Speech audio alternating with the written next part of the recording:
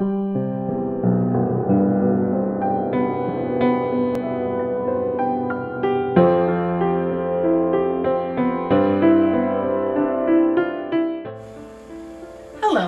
my name is Susan Ferdon, and I'm a graduate student at Boise State University.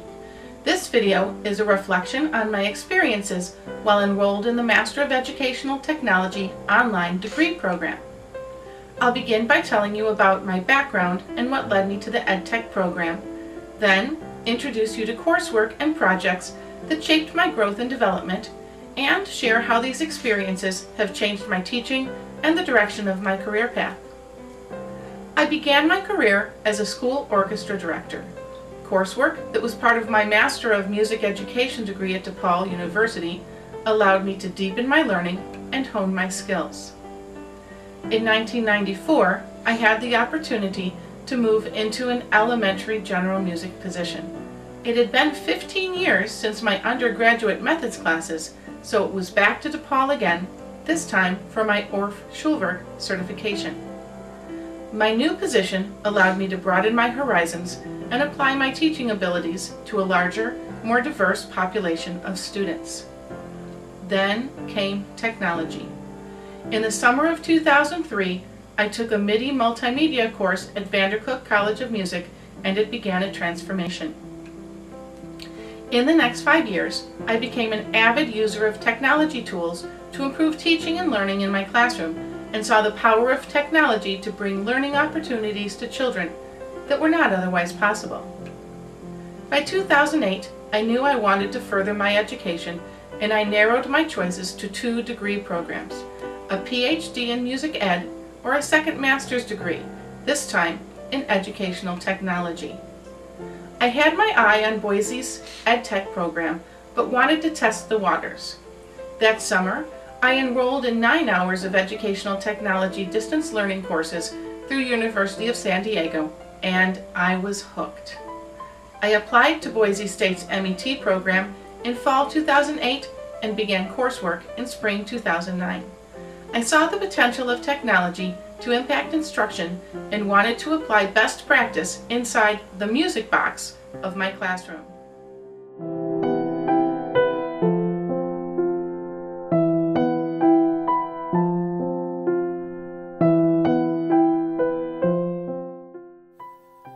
My first semester in the program, I took EdTech 502. Topics and concepts highlighted the educational possibilities of technology, and projects provided the opportunity to develop skill, creating with Dreamweaver and Fireworks. The following semester I took EdTech 501, and it was here that I was introduced to needs assessments. I had previously relied on professional judgment and observation, and determining needs in a more systematic manner is something that impacted all my future coursework as well as my day-to-day teaching. It was in EdTech 503 that I became firmly planted in my music box. My interest and expertise in music led me toward a project that could directly benefit the teachers in my district. We had submitted a proposal to purchase Macs, and having GarageBand tutorials that met our needs would get us off to a good start. Needs of known users were a high priority, but I also wanted to consider the needs of other users. 34 responses to my SurveyMonkey questionnaire provided the direction I needed. The acronym ADDIE refers to a 5-step design process: analysis, design, development, implementation, and evaluation. Prior to the purchase of common materials, I had designed all the instructional materials I used in my classroom. I had followed a process that included a lot of DDI, but not much A and E. The analysis piece for my project was covered well with my needs assessment, so it was time for the first D, design. Creating a detailed flowchart for each lesson helped me avoid potential confusion or problems for my learners. For the next D, development, my Dreamweaver and Fireworks skills continued to grow. I used a template from my website and modified the CSS.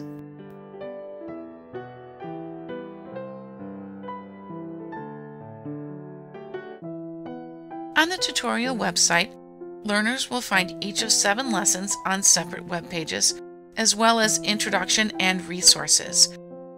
We're going to take a quick look at the first lesson, editing an audio file. All of the lessons are set up in the same way. We begin with the title and a brief overview of the skills that will be learned. Next, we see a tutorial that is a video walkthrough of all the steps that they will take in the process. There are supports linked. Practice items are listed next. The next thing we see is some sort of information that applies only to that specific lesson. And last, we have classroom connections. My district never did approve Macs, so my tutorials have not been used in-house. As soon as I moved my videos to YouTube, however, they found an audience. I included a link to the tutorials when I uploaded to YouTube, and people have found them.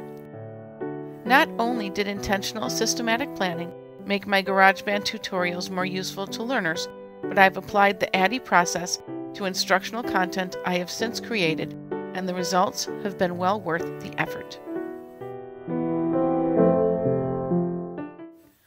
In EdTech 506, consideration of learner needs continued to be a strong emphasis.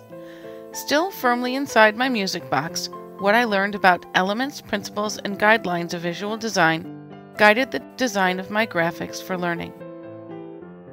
Prior coursework had provided me a good working knowledge of fireworks, and I was comfortable with the basics. In 506, my graphics became more complex as I learned how to use layers, states, rollovers, and image swapping to present more information without compromising cognitive load. Adding functionality in fireworks has provided depth of learning for my students. My steepest learning curve was the week I decided to use Flash. Gaining the functionality I was looking for to teach about pitch was tough to learn in just a week, and the resulting graphic is one of my favorites. The graphics I designed for 506 were created for my current students. Tied to the general music curriculum, I have since used the graphics as part of whole group instruction, independent work in the classroom, and I've linked them on my blog for home practice. The features of effective message design and the skills I learned in 506 have served me well in the classroom. With Promethean boards having recently come into our district, teachers have been encouraged to create flip charts based on approved curriculum materials.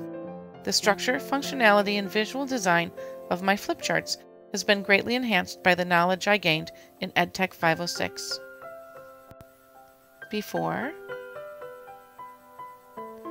after.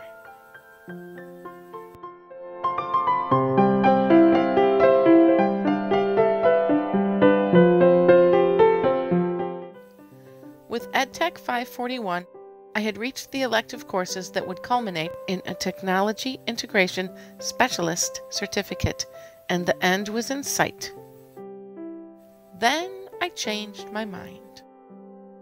What I had learned in my core coursework prompted me to broaden my horizons and leave the comfort of my music box. I changed my certificate to School Technology Coordination, which added 3 courses and another year to my program.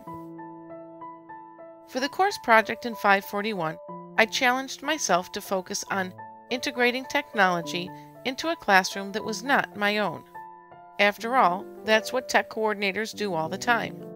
I put out some feelers among teachers in my building and discovered that there were great opportunities for tech integration within the kindergarten social studies curriculum. I gathered information from teachers and accessed curriculum documents on our district website. I identified objectives to target, and the A in ADDIE was complete. The design portion of my work was driven by identified curricular needs as well as the project requirements for 541. Like my GarageBand project, sufficient detail was needed so that teachers could access and use the lesson without hands-on support, though in a real-life situation, one would hope that support would be nearby. I wanted the lessons I developed to be available after graduation, and they were not appropriate for my ferdonmusic.com website, so I explored and discovered Weebly. The web design skills I had developed throughout my coursework allowed me to modify the template CSS to suit my needs, and the second D in development began. Throughout my coursework, my repertoire of tech tools had grown by leaps and bounds, and this project allowed me to address the practical aspects of utilizing those tools within a classroom situation. Balancing curricular needs, available technology, and what's practical for a kindergarten classroom was a challenge. The final product, a communities unit, brings together a wealth of resources, most of which I used and adapted from outside sources, and some of which I created for children in my school.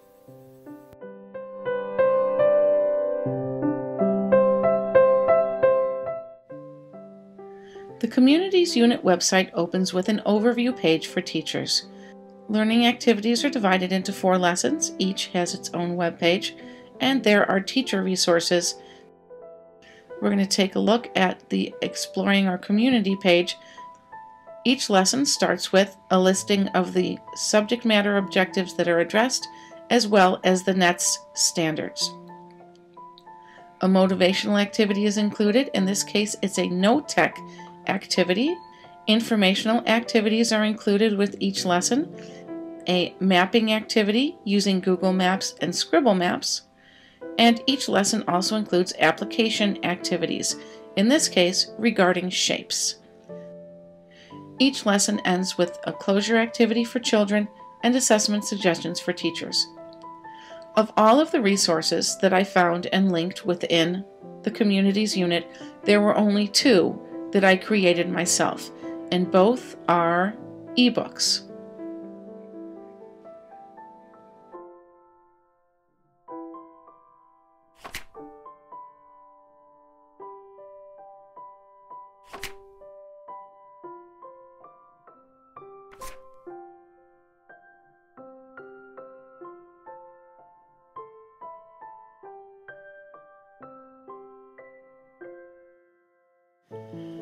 Whether I'm helping individual teachers integrate technology in their classrooms or conducting staff development sessions with larger groups, my future success will depend in large part upon my ability to share my knowledge with others.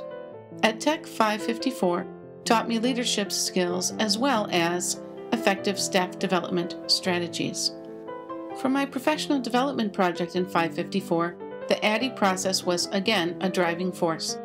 My Promethean training modules and website were used within my district, and evaluation surveys indicate that they continue to be accessed regularly. With knowledge and experience designing instruction and staff development, I was ready to take my show on the road. I submitted a proposal for the Illinois Music Educators Association All-State Conference, and it was approved. I used the ADDIE process once again as I planned my presentation and developed the accompanying website.